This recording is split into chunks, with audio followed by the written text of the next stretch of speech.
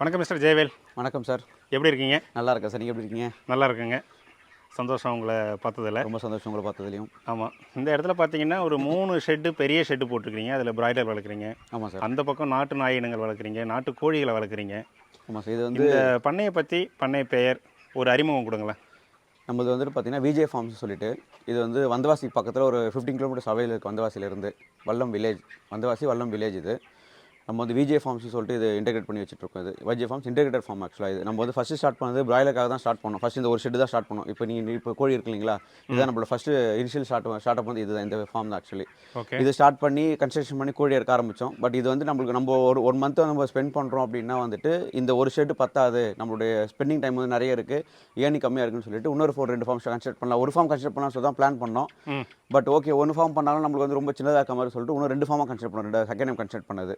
இதுவே பயங்கர லென்த்தாக இருக்குது, நீளமாக இருக்குது. ஆமாம் சார். நம்ம வந்து ரொம்ப சின்னதாக ஃபார்ம் போடும்போது என்ன ஆகுனா வந்து செலவும் அதிகமாகும், அட் த சேம் டைம் வந்து ஒர்க் லோடும் அதிகமாகும் லேபர்ஸ்க்கு ஒர்க் பண்ணுறதுக்கு.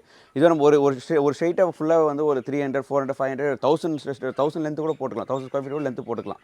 1000 ஃபீட்டு அகலம் மட்டும் வந்து 22 ஃபீட் தான் போடணும். ஏன்னா வந்து அப்போ தான் வந்து காற்று உள்ளே வந்துட்டு வெளில போகும். அது காற்று வந்து கோழி வந்து நிறைய இருக்கிறதால வந்து காற்று உள்ள ஃப்ரீயாக காற்று வந்து ரொட்டேஷன் ஆகும் ஆக்சுவலி.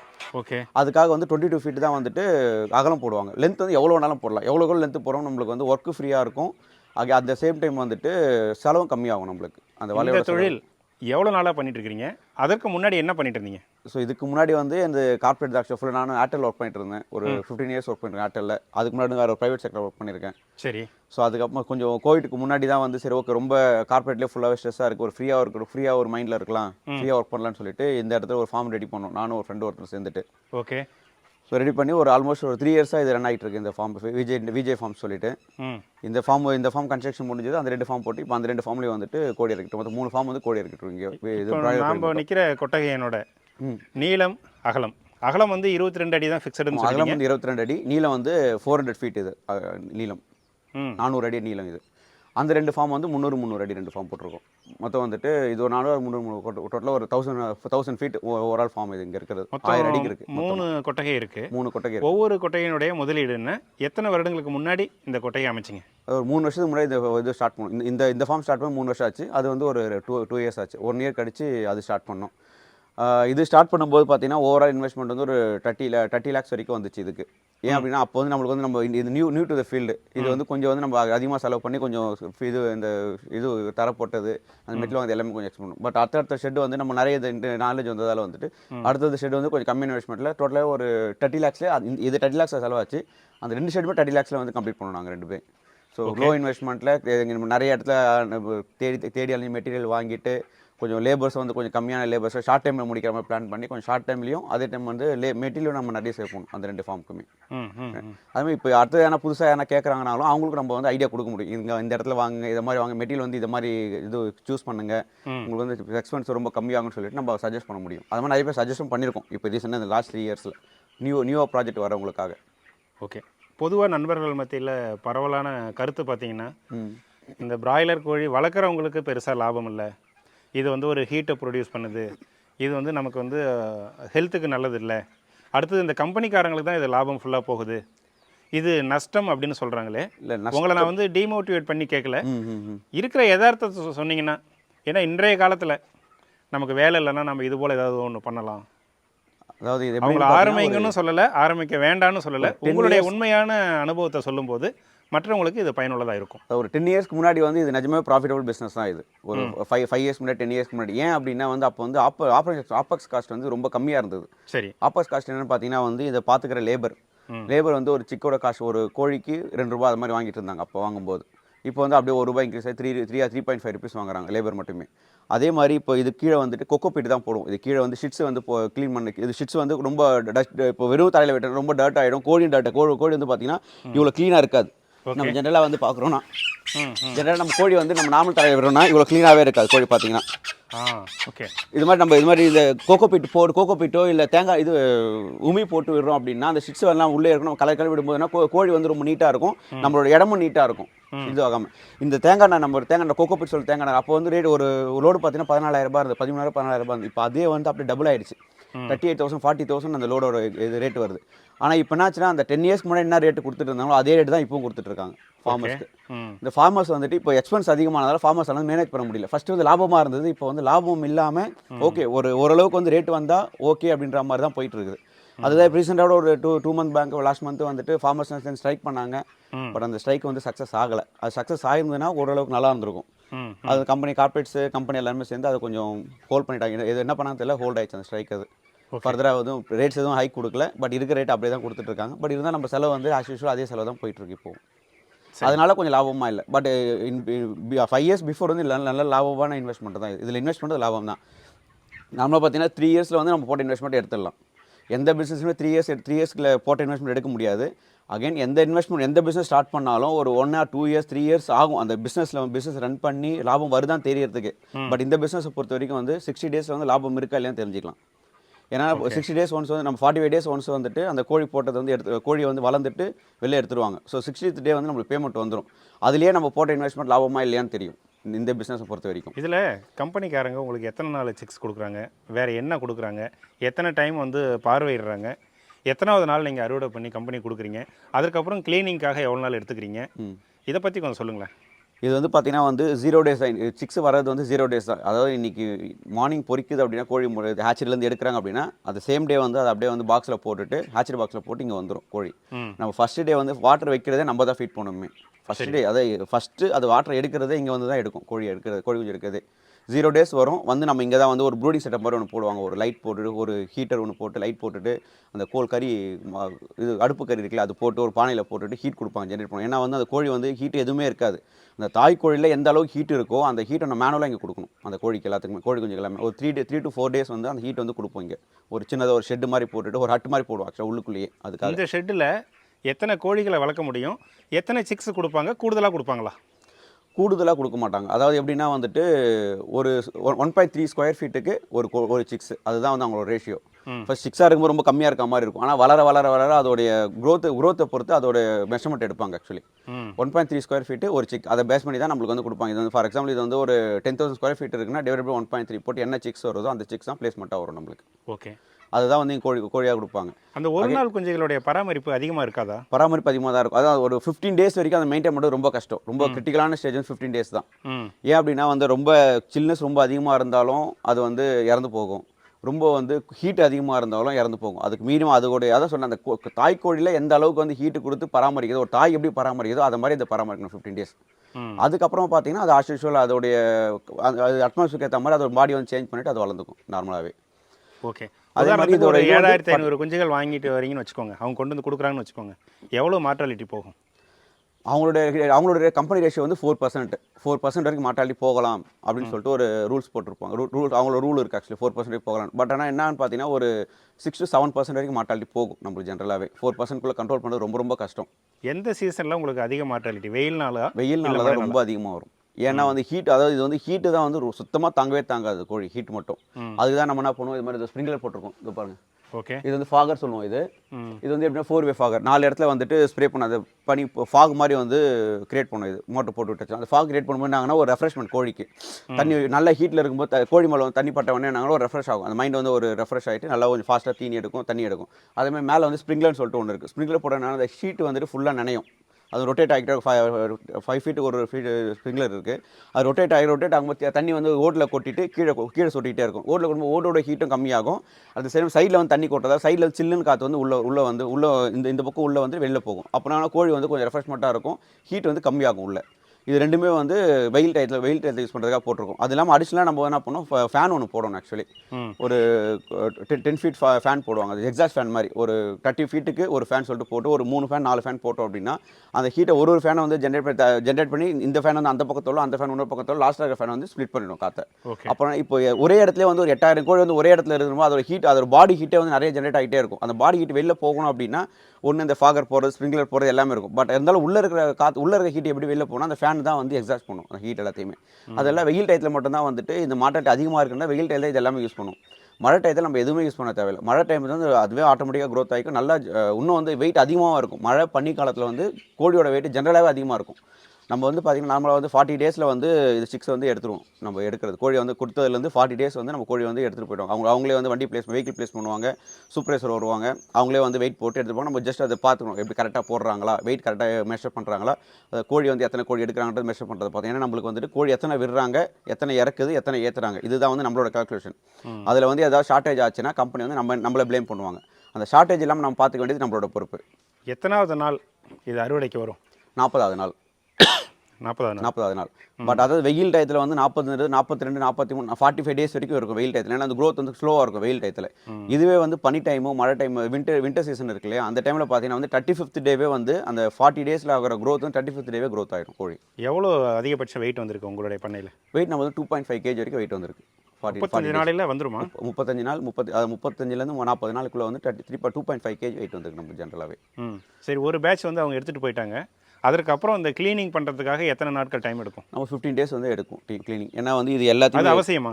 கண்டிப்பாக அவசியம். ஏன் அப்படின்னா வந்துட்டு உட்காரும், அந்த இன்ஃபெக்ஷன் இருக்கும். இந்த கோழி வந்து இப்போ நான் 40 டேஸ் வந்து உள்ளே இருக்குது அப்படின்னா அது ஒரு இன்ஃபெக்ஷன் இருக்கும். அந்த சின்ன சின்ன இன்செக்ட்ஸ் எல்லாமே வந்து இந்த ஃப்ளோரில் இருக்கும், எல்லா இடத்துலையுமே இருக்கும். ஆக்சுவலி இந்த ஃபீடு டப்பா எல்லாத்துலேயுமே இருக்கும்.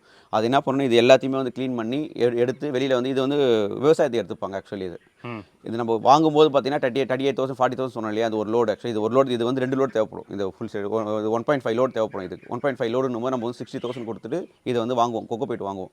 ஆனால் வெளியில் ஃபார்மர்ஸ் கொடுக்கும்போது வந்துட்டு ஒரு அரௌண்ட் ஒரு 4,000 தான் நம்மளுக்கு வந்து ப்ராஃபிட் கிடைக்கும். இதில் இது வந்து எருவுக்காக யூஸ் பண்ணுவாங்க ஃபார்மர்ஸ். இந்த இது நெல் வயலுக்கு அதுக்காக வந்து எருக்கு எடுத்துகிட்டு போவாங்க. அது ஒரு லோடு 1000 ருபீஸ் மாதிரி எடுப்பாங்க. ஒரு 4லேருந்து 5 லோடு வரும். இது ஒரு 5,000 ருபீஸ் நம்மளுக்கு வந்து ஏர்னிங் கிடைக்கும் இதுலேருந்து. இதை எடுத்து வெளியில் கூட்டிகிட்டு ஃபுல்லாகவே அகைன் இதை வந்து ஃபுல்லாக பெருக்கி சுத்தம் பண்ணிவிட்டு ஒட்டரை அடிப்பாங்க. ஃபுல்லாகவே ஒட்டரை அடித்து பெருக்கிட்டு தண்ணி ஃபுல்லாக போட்டு ஃபுல் அண்ட் ஃபுல் வந்து வாஷ் பண்ணுவாங்க. எல்லாத்தையும் நம்ம வீடு வந்து எப்படி இப்போ ஒரு இதுக்கு வாஷ் பண்ணுறோம், அழுக்கெல்லாம் வாஷ் பண்ணுறோம் அப்படின்னா ஃபுல்லாக வாஷ் பண்ணிவிட்டு இந்த கயிறு ஃபுல்லாக வாஷ் பண்ணணும். இது எல்லாமே வந்து ஈலாம் உட்காந்து இன்செக்ட்ஸ்லாம் ஃபுல்லாக உட்காந்து கருப்பாயிடும். ஃபுல்லாகவே இந்த கயிறு ஃபுல்லாக வாஷ் பண்ணுவாங்க. இது வந்து ட்ரிங்கர், இந்த ட்ரிங்கரை வந்து ஃபுல்லாக வாஷ் பண்ணுவாங்க. இது ஃபீடை வந்து கட்டிட்டு இது எல்லாம் ஃபுல் அண்ட் ஃபுல் வந்து ஃபுல்லாக தொலைக்கி சுத்தமாக க்ளீன் பண்ணணும் எல்லாத்தையுமே. அது டஸ்ட் எதுவுமே இருக்கக்கூடாது. அதில் அந்த பழைய இதோட பேட்சோட டஸ்ட் எல்லாத்தையும் ஃபுல் அண்ட் க்ளீன் பண்ணிவிட்டு அகைன் வந்து அதுக்கப்புறம் மேலே வந்து சுண்ணாம்பு போடுவாங்க, ஒயிட் சுண்ணாம்பு. ஏன்னா அது வந்து ஒரு ஆன்டிபயோட்டிக் மாதிரி. அது ஒரு ஃபுல்லாக வாஷ் பண்ணிவிட்டு திருப்பி சுண்ணாம்பு போடும்போது ஒரு ஆன்டிபயோட்டிக், அது இருக்கிற கிருமியெல்லாம் போயிடும்னு சொல்லிட்டு. அதுக்கப்புறம் சிக்ஸ் விடுறதுக்கு முன்னாடி இந்த ஃபார்மலின் அந்த கம்பெனிலேருந்து ஒரு சில மருந்துலாம் கொடுப்பாங்க. ஃபார்மலின் ஒன்று கொடுப்பாங்க, அகைன் இந்த நார் மேலே அடிக்கிறது இன்னொரு மருந்து கொடுப்பாங்க. அதெல்லாம் அடிச்சுட்டு ஃபியூமிகேஷனும் பண்ணணும். அதுக்கு அடுத்த பேட்ச் வரதுக்கு முன்னாடி ஒரு ஃபியூமிகேஷன் பார்த்தா ஃபார்மலினும் பொட்டாஷியம் கொடுப்போம். அந்த பொட்டாஷியம் ஃபார்மலின் போடும்போது ஒரு ஃபாக் மாதிரி புகை ஜென்ரேட் ஆகும். அந்த புகை ஜென்ரேட் ஆகும்போது உள்ளே இருக்கிற எல்லா கிருமியும் வந்து இறந்துடும் அந்த இது போடும்போது, ஃபியூமிகேஷன் பண்ணும்போது. அந்த ஃபியூமிகேஷன் வந்து மஸ்ட் ஒரு பேட்ச் பண்ண முடிச்ச உடனே ஃபியூமிகேஷன் பண்ணிவிட்டு நெக்ஸ்ட் பேட்ச் ரெடி பண்ணுவோம். அகைன் ஒரு சேம் ரொட்டேஷன் 15 டேஸ் வந்து இது கேப். ஆக்சுவலி ஒரு பேட்ச் முடிஞ்சுன்னு 15 டேஸில் நம்ம எல்லாம் க்ளீனிங்லாம் பண்ணி ரெடி பண்ணி வச்சிட்டோம் அப்படின்னா நார் கொட்டி வைக்கிறோம், ஃபியூமிகேஷன் பண்ணிட்டோம்னா அடுத்த பேட்ச்க்கு அவங்க கோழி கொடுப்பாங்க. அப்போ வருடத்தில் நீங்கள் சொல்கிறத பார்த்தா 5 அல்லது அதிகபட்சம் 6 பேட்ச் தான் 6 பேட்ச் தான் எடுக்க முடியும். ஒரு வருஷத்துக்கு 6 பேட்ச் எடுத்தோன்னா நம்மளுக்கு வந்து நார்மலாக வந்து ரன் பண்ண முடியும் இந்த ஃபார்ம் எல்லாத்தையுமே. பட் என்னென்னா ஒரு சிச்சுவேஷனுக்காக வந்து 6 பேட்ச் வந்து கொடுக்க மாட்டாங்க கம்பெனிலேருந்து. சம்டைம்ஸ் வந்து நம்மளுடைய பராமரிப்பு சரியில்லைன்னு சொல்லிட்டு FCR சொல்லுவோம், ஃபுட் கம்ப்ளீஷன் சொல்லுவோம். FCR இல்லைன்னு சொல்லிட்டு சம்டைம் இறக்க மாட்டாங்க. எவ்வளோ தீவனத்தை கொடுத்து எவ்வளோ வெயிட் வந்து எடுத்துருக்கீங்க, வெயிட் வந்திருக்கு. அது வந்து நம்ம எல்லாருமே நம்ம கரெக்டாக வந்து மெயின்டைன் பண்ணணும். எல்லா ஃபார்மர்ஸுமே எவ்வளோ மூட்டை வந்திருக்கு. அது ஒரு கோழி வந்துட்டு 3.5 kg அந்த 40 டேஸில் வந்துட்டு 3.5 kg கன்சம்ஷன் பண்ணணும். அதுதான் அவங்களுடைய கால்குலேஷன். 3.5 kg சாப்பிட்டுட்டு 2.2 kg வளரணும் ஒரு கோழி. 2.2 kg வளர்ந்ததுன்னா அதுக்கு அவங்க வந்து நார்மல் க்ரோத் அப்படின்ற மாதிரி அவங்களோட கால்குலேஷன். அது சரி, அது சாப்பிட்டு வளரல அப்படின்னா அது வந்து FCR க்ரோத் இல்லை, நீங்கள் வந்து ஃபுட் கன்சம்ஷன் அதிகமாகிருச்சு, கோழியோட க்ரோத் இல்லை அப்படின்றது. ஒரு கிலோவுக்கு உங்களுக்கு குறைஞ்சபட்சம் எவ்வளோ கொடுக்குறாங்க, அதிகபட்சம் எவ்வளோ கொடுக்குறாங்க உங்களுடைய அனுபவத்தில் கடந்த 3 ஆண்டுகளில்? 6.5 ருபீஸ் வந்து மினிமம் ரேட்டு அவங்களோட அக்ரிமெண்ட்டில் போட்டு கொடுக்குறது. 6 ரூபா 50 பைசா கொடுப்பாங்க. மேக்ஸிமம் வந்துட்டு 12 ருபீஸ் வரைக்கும் கொடுக்குறோன்னு சொல்லிட்டு அக்ரிமெண்ட்டில் போடுவாங்க. பட் நான் இது வரைக்கும் நம்ம யாருமே 12 ருபீஸ் வந்து ரீச் பண்ணதே கிடையாது. ஈவன் 10 ருபீஸ் ரீச் பண்ணுறதே வந்து ரொம்ப கஷ்டமாக இருக்குது. நம்ம வாங்கியிருக்கோம் 6.5லேருந்து 8.5 ருபீஸ் 9 ருபீஸ் வரைக்கும் வாங்கியிருக்கோம் இங்கே இந்த ஃபார்மில் இருந்து. அப்படி பார்க்கும்போது இந்த ஒரு கொட்டகையில் 8000 கோழிகளை நீங்கள் விட்டுறீங்கன்னு வச்சுக்கோங்க, அதில் எவ்வளோ மார்ட்டாலிட்டி போகும்? அது மார்ட்டாலிட்டி 7% போயிடும். 7% ஆவரேஜாக வந்துட்டு 8000 கோழிக்கு 8 56 560 போயிடும். 500 கோழி போயிடும். 500லேருந்து 600 கோழி போகும். 500 கோழி போச்சுன்னா மீதி வந்து நம்ம வந்து லோட் பண்ணுவோம். அதில் 7000 வச்சுக்குவோமே. அதுலேயும் இதுக்கப்புறமா மார்ட்டாலிட்டி போனது போக வீக்ஸ்ன்னு சொல்லிட்டு ஒரு சில கோழி வந்து விட்டுட்டு போயிடும். ஏன்னா அந்த லெக் வீக்கு கோழி வந்து வளரவே வளராது ஆக்சுவலி. இது வந்து 40 டேஸில் 40 டேஸில் 2.2 கேஜி வளரும் அப்படின்னா அது 1 கேஜி 0.5 கிராம் 500 கிராம் அவ்வளோதான் வளர்ந்துருக்கும் கோழி. அந்த கோழிலாம் அவங்க எடுக்க மாட்டாங்க. 1.5 கேஜிக்கு மேலே இருக்க கோழி மட்டும் தான் அவங்க லோட் பண்ணுவாங்களே. அதை வந்து வீக்ஸ் சொல்லிட்டு நம்மகிட்டே கொடுத்து போயிடுவாங்க அந்த கோழியெல்லாம். அதுவும் நம்ம கிளாஸ் தான். வித்தரலாம் இல்லையா? அதுவும் நம்ம கிளாஸ் தான். ஏன் அதை நீங்கள் உள்ளூர் கறிக்கடைக்காரங்க எடுக்க மாட்டாங்க. அது வந்து ஏன்னா இதில் வந்து வேஸ்டேஜே வந்து 500 கிராம் வேஸ்டேஜ் போகும். அந்த குடல் கால் அது தலை அதெல்லாம் சேர்த்து வேஸ்டேஜ் 500 கிராம் போயிடும். அந்த 1 கிலோவில் வந்து 500 கிராம் போச்சுன்னா 500 கிராம் தான் அவங்களுக்கு வெயிட்டே வரும் கறி. அந்த கறி வந்து டேஸ்ட் இருக்காதுன்னு சொல்லிட்டு எடுக்க மாட்டாங்க. அப்படிப்பட்ட கழிவின கோழிகள் எத்தனை உருப்படியில் வரும் ஒரு பேட்ச்? அதாவது ஒரு பேட்சுக்கு வந்து ஒரு 70லேருந்து 100 சிக்ஸ் வரைக்கும் வரும் வீக்ஸ்ன்னு சொல்லிட்டு. அந்த கோழிகளெல்லாம் நம்ம அப்புறம் நம்மளே வச்சுட்டு கொஞ்சம் தீனி போட்டு வளர்த்துட்டு, நம்மளுக்கு வந்து டாக்ஸ் இருக்காங்க ஆக்சுவலாக. நம்ம விஜய் ஃபார்ம்ஸ் இன்டெகிரேட் ஃபார்ம்ஸ் சொன்னோம் ஆல்ரெடி. நம்ம கிட்ட டாக்ஸ் இருக்குது, அதில் நாட்டுக்கோழி இருக்குது. அந்த டாக்ஸுக்கு வந்து நம்ம டெய்லி வந்து ஒரு 3 கோழியாக வந்து க்ளீன் பண்ணி அந்த டாக்ஸுக்கு வந்து ஃபீட் பண்ணிடுவோம். அது மாதிரி வீக்ஸ்னு வர கோழிகளை. அதுவும் வேஸ்டேஜ் கிடையாது நம்மளுக்கு ஆக்சுவலி. கறிக்கடைக்காரங்க எடுக்கிறது எடுப்பாங்க. ஒரு 1.5 கேஜிக்கு மேலே இருக்கிறது எடுப்பாங்க கொஞ்சம் வளர்ந்துச்சு அப்படின்னா. அதில் அவங்க வேணான்னு சொல்லிட்டு விட்டு போகிறத வந்து நம்ம டாக்ஸுக்கு யூஸ் பண்ணிவிடுவோம் எல்லாத்தையும். அது மாதிரி கோழி நீங்கள் சொல்கிறபடியே பார்க்கும்போது 8000ல் 1000 போனாலும் மீதி 7000 கோழி. ஆமாம், ஓகேங்களா? 7000ல் பார்த்தீங்கன்னா 14000 கிலோவாக மாறும். 14200 14400 வரும். சரி, 7000 கோழி இருக்கும்போது குறைஞ்சபட்சம் நீங்கள் சொல்லும்போது ஆவரேஜ் வந்து ஒரு 7 ரூபான்னு வச்சுக்குவோம். ஆமாம், 7 7 49 ஒரு 50000. ஏற்கனவே 1 கிலோ மேலே தான் போட்டிருக்கு. அப்போ 1 லட்சம். ஆமாம், ஒரு 50 நாளையில் 1 லட்சம் வரும்போது இதில் செலவுன்னு பார்த்தா உங்களுக்குன்னு பராமரிப்புக்கு நீங்கள் மட்டும் பார்க்குறீங்களா, நீங்கள் மேற்பார்வையாளராக இருக்கிறீங்களா, இல்லை வேலையாட்கள் வச்சுருக்கீங்களா? வேலையாட்கள் தான் வச்சிருக்கோம். மேற்பார்வை வச்சிருக்கோம். ஒரு சின்ன ஷெட்டாக இருந்தாலும் மேற்பார்வை வச்சு பார்த்துக்கலாம் ஆக்சுவலி. இது வந்து மொத்தம் 20000 கோழி வைக்கிற 20000 கோழி வளர்க்குறாம நம்மகிட்ட கெப்பாசிட்டி இருக்குது. 3 ஷெட்டு சேர்த்துட்டு நம்ம தனியாக நம்மளால் மெயின்டைன் பண்ண முடியாது. அதனால் வந்து ஒரு ஃபேமிலி வந்து இங்கே தங்கி வேலை செய்கிறாங்க இது இந்த வேலைக்காகவே. அவங்களுக்கு வந்து நம்ம ஒரு கோழிக்கு 3 ரூபான்ற மாதிரி ரேட்டு அவங்களுக்கு கொடுத்துருவோம். ஒரு கோழி வளர்க்குறதுக்கு 3 ரூபாய், அதாவது க்ரோயிங் சார்ஜ்ன்ற மாதிரி அவங்களுக்கு கொடுத்துருவோம் தனியாக. இது இல்லாமல் நம்மளோட செலவு பார்த்தீங்கன்னா இந்த நாறு கொட்டுறது, அந்த வேக்சினுக்கு லேபர் அரேஞ்ச் பண்ணுறது, வேக்சினுக்கு லேபர் அரேஞ்ச் அதெல்லாம் சேர்த்து ஒரு 2000 ருபீஸ் வரும் ஒரு பேட்சுக்கு. அது இல்லாமல் வந்து இந்த கொக்கோபீட் கொட்டுறதுக்கு ஒரு 65 to 70,000 வரைக்கும் செலவு இருக்குது. லேபருக்கு 7 3 அப்போ நீங்கள் சொல்கிறது பார்த்தா அதில் என்ன லாபம் இருக்குது? அதுதான் சொல்கிறேன். இப்போ வந்து அந்த ஸ்ட்ரைக் பண்ணதில் நம்மளுக்கு வந்து ரேட்டு வந்து ரிவைஸ் பண்ணி கொடுத்துருந்தாங்கன்னா நம்ம லாபம். இப்போ ஆப்பக்ஸ் காஸ்ட்டு தேங்காய் நாருடைய காசு தானே அதிகம். இது பார்த்தீங்கன்னா நெல் உமி வந்து உங்களுக்கு ரேட்டு கம்மி தானே வந்திருக்கும். இப்போ வந்து இந்த நெல் உமின்றது வந்து இந்த ஒரு 3 பேட்ச் தான் போட முடியும், 2 பேட்ச் தான் போட முடியும், 3 பேட்ச் கூட கிடையாது. இந்த வின்டர் சீசனில் மட்டும் இது வந்து ரொம்ப ஹீட் அதிகம் நெல் உமின்றது. எல்லா டைமும் யூஸ் பண்ண முடியாது. இந்த சம்மர் டயத்தெல்லாம் வந்து கண்டிப்பாக தேங்காய் நார் தான் கொட்டி ஆகணும். அந்த வின்டர் டைமில் கொஞ்சம் சில்னஸ் வந்து கிளைமேட் வந்து கூலாக இருக்குது அப்படின்றதால இந்த உமி யூஸ் பண்ணுவோம். அந்த உமி யூஸ் பண்ணணும் நம்மளுக்கு ஓரளவுக்கு லாபம் இருக்கும். உமி யூஸ் பண்ணுனாங்கன்னா நம்ம அதில் 60,000 ரூபாய் செலவு பண்ணுறோம் அப்படின்னா இதில் ஒரு 45 ரூபா செலவு பண்ணால் போதும். 45லேருந்து 50 ஒரு 10,000 ரூபாய் வந்து இதில் வந்து பெனிஃபிட் இருக்குது நம்மளுக்கு உமி கொட்டுறதால. அது இல்லாமல் பட் லேபர் எல்லாமே சேம் தான். லேபர்லாம் ஃபிக்ஸ்டு தான். அதில் வந்து நம்ம எதுவும் சேஞ்சஸ் பண்ண முடியாது. அது எல்லாமே சேம் காஸ்ட்டாக தான் போகும். இதில் வந்து நம்ம ஒரு பேட்ச் வந்து ஒரு முடிச்சு வெளில வரும்போது பார்த்தீங்கன்னா ஒரு 10,000 20,000 தான் இப்போதைக்கு வந்து ப்ராஃபிட்டாக இருக்குது இந்த பிஸ்னஸ். ஒரு ஷெட்டுக்கா இல்லை 3 ஷெட்டுக்கு 3 ஷெட்டு பார்க்கும்போது 60,000 ரூபாய் ப்ராஃபிட் இருக்க மாதிரி இருக்கும். பட் இதுவே வந்து நம்மளுக்கு அந்த ரேட்டை வந்து இன்க்ரீஸ் பண்ணி கொடுத்துருந்தாங்கன்னா ஓரளவு நம்மளுக்கு வந்து ப்ராஃபிட்டபுளாக இருக்கும் இந்த பிஸ்னஸ் ஃபார்மர்ஸ்க்கு. அதாவது ஒரு ஷெட்டுக்கே நீங்கள் வந்து 30 லட்சம் செலவு பண்ணிட்டீங்க. ஆமாம், அதற்கு அடுத்தது குறைந்த செலவில் தான் நீங்கள் போட்டிருக்கிறீங்க. ஆனால் 3 ஷெட்டுக்கும் சேர்த்தே உங்களுக்கு 60,000 தான் லாபம்னு சொல்கிறீங்க. இந்த ஒரு 30 லட்சத்தை நீங்கள் ஒரு 2 ரூபா வட்டிக்கு நீங்கள் வெளியில் கொடுத்துட்டீங்கன்னா அதுவே உங்களுக்கு உட்காந்துட்டு நீங்கள் 2 ரூபா வட்டிக்கு லாபம் தான். பட் அந்த 2 ரூபா வட்டி நம்ம கொடுக்கும்போது அது வந்து சேஃபாக இருக்குமான்றது தெரியாது. வெளில வட்டி கொடுக்கும்போது நம்ம அதை இது பண்ணணும். நம்ம இதுவே நீங்கள் பேங்க்கில் ஃபிக்ஸ்ட் டெபாசிட்டாக போட்டு 1 ரூபாய் இன்ட்ரெஸ்ட் வருதுன்னா அது சேஃப். அது பேங்க்கில் இன்ட்ரெஸ்ட் கொடுக்குறோம் அப்படின்னா வெளில நம்ம கொடுத்து நம்ம வந்து ரிட்டர்ன் எடுக்க முடியாது. அதனால சரி நம்ம ஒரு பிஸ்னஸாக பண்ணுறோம் அப்படின்னா இது வந்து லாங் ரன். நம்ம வெளில வட்டி கொடுக்குறது லாங் ரன் கிடையாது. எப்பவுமே ஒரு பிஸ்னஸாக பண்ணுறோம் அது லாங் ரன்னாக இருக்கும் நம்மளுக்கு எந்த பிஸ்னஸாக இருந்தாலுமே. இது வந்து ஒரு இன்வெஸ்ட்மெண்ட் தான். நம்மளுக்கு வந்து நம்மளும் வந்து சும்மா உட்காந்துருக்க ஒரு தொழில் பண்ணணும். இது ஒரு தொழிலாக பார்த்து ஒரு பிஸ்னஸாக பார்த்து நம்ம எடுத்துருக்கோம். இது வந்து அதான் சொல்லணும், ஒரு 5 இயர்ஸ்க்கு முன்னாடி வந்து இது லாபமான தொழில் தான். இப்போ வந்துட்டு எல்லாமே இந்த ஆப்பக்ஸோட காஸ்ட் இன்க்ரீஸ் ஆனதால இது லாபமான தொழிலாக இல்லை. அதுக்கு என்ன பண்ணணும், ஒன்று கவர்மெண்ட் வந்து இதை வந்து கம்மியான விலை ஃபார்மர்ஸ் கம்மியான விலையில் கொடுக்குற மாதிரி அந்த தேங்காய் நார் ரெடி பண்ணணும். அப்படி இல்லைனா அந்த ஃபார்மர்ஸ்க்கு வந்து ரேட்டையாவது இன்க்ரீஸ் பண்ணி கொடுக்கணும் கம்பெனிகிட்ட சொல்லிட்டு. பட் இதில் வந்து கம்பெனி வந்து லாபம் சம்பாதிக்கலன்னு சொல்லலை ஆக்சுவலாக. ஏன்னா அவங்களே ஃபீடு கொடுத்துறாங்க, அவங்களே சிக்ஸ் கொடுத்துறாங்க, எல்லாமே அக்ரிமெண்ட் போட்டுட்டு ஃபிக்ஸ்டு காஸ்ட் எடுத்து கொடுக்குறாங்க நம்ம கிட்ட கொடுக்கும்போது. பட் நம்மளுக்கு வந்து ஃபிக்ஸ்டு காஸ்ட் நம்மளுக்கு எதுவுமே வரமாட்டேங்குது. அந்த லேபர் எடுக்கட்டும், லேபர் வந்து நம்மளுக்கு வந்து 100 நாள் வேலைக்கு போகிறாங்க, வெளியில் எங்கள் வேலைக்கு போகிறாங்க, நம்மளுக்கு வந்து உடனே கிடைக்க மாட்டாங்க கூப்பிட்ற நேரத்துக்கு. அதே சேம் டைம் வந்து இந்த நாரோட ரேட்டு வந்து மார்க்கெட் ரேட்டுக்கு ஏற்ற மாதிரி ஒரு நாளைக்கு ஒரு ரேட்டு வருது. உண்மையே பார்த்தீங்கன்னா ஒரு நாளைக்கு ஒரு ரேட்டு தான். ஒரு நாளைக்கு வந்துட்டு கிலோ 6 ரூபா நிற்குது. அடுத்த ஒரு 2 நாள் கழிச்சு திருப்பி அந்த பண்ணைக்கு வாங்குற உடனே திடீர்னு 10 ரூபா போகிறாங்க ரேட். கேட்டால் வந்து டிமாண்ட் அப்படிங்கிறாங்க. அது வந்து நம்ம ஃபிக்ஸ் ரேட். இந்த மார்க்கெட் ரேட்டுன்றது நமக்கு எதுவுமே தெரியாது. அவங்க என்ன ரேட் சொல்கிறாங்களோ அந்த ரேட்டு தான் நம்ம வாங்கி ஆகணும். அதனால் இந்த ரேட் எல்லாமே இன்க்ரீஸ் ஆனதாக தான் நம்மளுக்கு வந்து மார்ஜின் கிடையாது இந்த தொழிலை பொறுத்தவரைக்கும் விவசாயிகளுக்கு. பட் விவசாயிகளுக்கு தொழில் லாபகரமாக இருக்கணும் அப்படின்னா கவர்மெண்ட் வந்து அந்த ரேட்டை வந்து நிர்ணயம் பண்ணணும் எல்லாத்துக்குமே. இந்த வாங்குற இதுக்காகட்டும் நார் உமிக்காகட்டும் அதே மாதிரி அவங்க கொடுக்குற ரேட்டும் இன்க்ரீஸ் பண்ணி கொடுத்தாங்கன்னா லாபகரமான தொழில் எல்லாருமே பண்ணலாம்.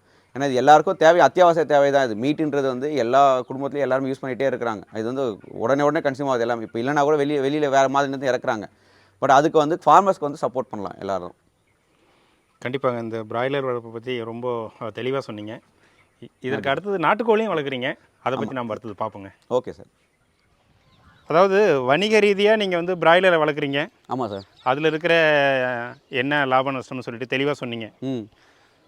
அடுத்தது பார்த்தீங்கன்னா நாட்டுக்கோழியும் வந்து கணிசமான எண்ணிக்கையில் வச்சுருக்கீங்களே, இதனுடைய நோக்கம் என்ன? இது வந்து ஒரு ஹாபியாக ஸ்டார்ட் பண்ணது நாட்டுக்கோழி. நம்மளுக்கு வந்து அது கமர்ஷியலாக ஸ்டார்ட் பண்ணது அது ஸ்டார்ட் பண்ணோம். இந்த நாட்டுக்கோழி வந்து ஹாபியாக சரி ஓகே ஒரு 10 கோழி வளர்க்கலாமே. நம்ம வீட்டில் கிராமத்தில் நம்ம இருந்து வந்து வில்லேஜ் தான், செங்கல்பட்டு பக்கத்தில் சிறுங்குன்றம் ஒரு வில்லேஜ் தான் நாங்கள் இது பண்ணது ப்ரௌன் பாட் எல்லாமே. அங்கே வந்து நாங்கள் வந்து ஒரு 10 கோழி 20 கோழி வந்து நாட்டுக்கோழி வச்சு வளர்த்துருந்தோம், வீட்டிலேயே வச்சு வளர்த்துட்டு இருந்தோம். அது கமர்ஷியலாக கிடையாது, சும்மா ஒரு வீட்டுக்கு வளர்ப்போம், ஒரு முட்டை எடுத்து வீட்டுக்கு சாப்பிடுவோம், எதனா கேட்டாங்கன்னா கறி கொடுப்போம், கோழி கொடுப்போம், வீட்டுக்கான வந்தாங்கன்னா கோழி அடிச்சு சாப்பிடுவோம், அது மாதிரி இருந்தது. இங்கே அது மாதிரி ஹாபியாக தான் ஸ்டார்ட் பண்ணோம் ஃபஸ்ட் நாட்டுக்கோழி. பட் இருந்தாலும் இங்கே நம்மளோட இடம் வந்து ரொம்ப பெரிய இடமா இருக்குது. சரி ஓகே இதை கமர்ஷியலாக பண்ணால் என்ன அப்படின்ற மாதிரி ஒரு தாட் வந்தது. சரி ஓகே ஒரு ஷெட் ஒன்று போடுவோமே, ஷெட்டு போட்டு கொஞ்சம் நம்மளும் வந்து ஒரு பிஸ்னஸாக ப்ரொமோட் பண்ணலாம், கமர்ஷியலாக ப்ரொமோட் பண்ணலாம்னு சொல்லிட்டு அப்படியே கொஞ்சமாக இன்க்ரீஸ் பண்ணோம். நம்மளோட கோழிகளே வச்சு முட்டை வர முட்டையை வச்சு அடை வச்சு கோழி குஞ்சு எடுக்கிறது, அது திருப்பி வளர்ந்து திருப்பி முட்டை வச்சு திருப்பி இன்க்ரீஸ் பண்ணுறது, அது மாதிரி கொஞ்சமாக இன்க்ரீஸ் பண்ணி இப்போ வந்து ஆல்மோஸ்ட் ஒரு 200-300 கோழி வரைக்கும் இப்போ நம்ம வச்சுருக்கோம் இங்கேயே. இது என்ன அப்புறம் கமர்ஷியலாக வேணுன்றதுக்காக என்ன பண்ணுறோம், நம்ம முட்டையாகவும் கேட்குறவங்களும் முட்டையாகவும் தரோம் சாப்பிட்றதுக்காக. அகைன் ஹேச்சரி பண்ணுறது கேட்டாங்களாலும் முட்டை தரோம். அது இல்லாமல் கோழி குஞ்சு வச்சுட்டு ஒரு நாள் கோழி குஞ்சு, 1 மந்த் கோழி குஞ்சு, 2 மந்த் கோழி குஞ்சா வந்து கோழி குஞ்சாக கேட்குறவங்களும் தந்துக்கிட்டு இருக்கோம். அது இல்லாமல் ஸோ வளர்ந்ததுக்கப்புறமா கமர்ஷியலாக யாராவது கேட்குறாங்க கோழி மீட்டுக்காக கேட்குறாங்கன்னா அதுவும் கொடுத்துட்ருக்கோம் இப்போதைக்கு. சரிங்க. இப்போது நிறைய இடத்துல வந்து பார்ப்பாங்க, இந்த இடத்துக்கு ஒரு வேளை வந்து பார்க்கணும் அப்படின்னு நினைக்கிறாங்கன்னா இதனுடைய முகவரி எந்த பக்கம் இருந்து வரலாம்? அதாவது நம்ம சென்னையிலேருந்து வரணும் அப்படின்னா வந்துட்டு வந்தவாசி வந்துட்டு சென்னையிலேருந்து ஸ்ட்ரைட்டாகவே பஸ் இருக்குது. கிளம்பாக்கத்தில் இருந்து சேத்பட் போகிற பஸ் வந்துட்டு நேராக வல்லம் கூடுற, இது நம்மளோட வில்லேஜ் வந்து வல்லம் வில்லேஜ். ஸோ வந்தவாசிலேருந்து 15 கிலோமீட்டர்ஸ் அவையில் இருக்குது. இது வந்து எக்ஸாக்ட் லொக்கேஷன் சொல்லணும்னா வந்தவாசி தான் நம்ம லொக்கேஷன் சொல்லணும். ஸோ வந்தவாசியில் நம்ம ஃபார்ம் இருக்குன்னு சொல்லுவோம் ஜென்ரலாக சொல்கிறது. பட் வந்தவாசிலேருந்து ஒரு 15 கிலோமீட்டர் தூரத்தில் இருக்குது. இந்த பக்கம் வரணும் காஞ்சிபுரத்தில் வரணும்னா காஞ்சிபுரம் வந்து செய்யாரில் வரலாம். செய்யார்லேருந்து ஒரு 15 கிலோமீட்டர்ஸ் வந்தவாசி. ஓகே. இன்னொன்று நம்ம வேலூர் சைடில் வரோம்னா ஆரிலேருந்து ஒரு 20 கிலோமீட்டர்ஸ். நம்மளுக்கு எல்லாமே சென்டர் பாயிண்ட்டு தான் இருக்கும். சேத்பட்லேருந்து ஒரு 15 கிலோமீட்டர்ஸு, ஆரணிலேருந்து ஒரு 20 கிலோமீட்டர்ஸு, செய்யார்லேருந்து 15 கிலோமீட்டர்ஸ், வந்தவாசிலேருந்து 15 கிலோமீட்டர்ஸ் நம்ம சென்டர் பாயிண்ட்டில் இருக்கும் இங்கே இருக்கிறது. பட் டேரெக்டாக சென்னையிலேருந்தே பஸ் வந்து நம்மளுடைய ஃபார்ம் வரைக்கும் வருது, நம்ம ஃபார்ம் லொக்கேஷன் வரைக்கும் வருது. அங்கே வந்து நம்ம கால் பண்ணால் நம்ம யாரோ ஒருத்தர் வந்து கூப்பிட்டு வந்துடலாம், இங்கிறது நம்ம ஃபார்முக்கு கூப்பிட்டு வந்துடலாம். சரிங்க மிஸ்டர் ஜெயவேல், நம்மோட இந்த பிராய்லர் கோழி அடுத்தது நாட்டுக்கோழி வளர்ப்பை பற்றி ரொம்ப தெளிவாக சொன்னீங்க. உங்களுடைய தொழில் மென்மேலும் வளர வாழ்த்துக்கள்ங்க. ரொம்ப நன்றி சார்.